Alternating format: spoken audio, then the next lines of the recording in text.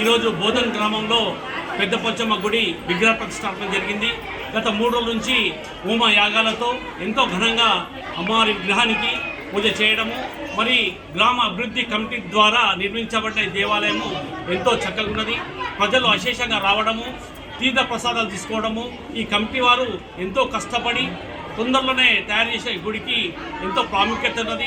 మరి ఈ పోచమ్మల వారని చెప్పేసి గత కొన్ని వందల సంవత్సరాల నుంచి గుడిలో పూజారులుగా పనిచేస్తూ ఉన్నారు. గ్రామ అభివృద్ధి కమిటీ ద్వారా చేసినందుకు వారందరికీ అభినందనలు.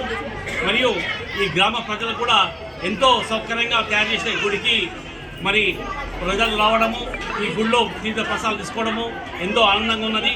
మీ అందరికీ ధన్యవాదాలు. జై పోచమ్మ. మరి ఈ దేవాలయానికి మరి పొద్దుటూరు సుదర్శన్ రెడ్డి గారు, ప్రభుత్వ ప్రధాన సలహాదారులు మరియు ప్రకాష్ రెడ్డి గారు వచ్చి దర్శనం చేసుకోవడం జరిగింది. అలాగే సీఎం గారి ప్రధాన కార్యదర్శి జయసింహ గారు రావడము మరి ఎంతో ప్రత్యేకంగా ఉన్నది.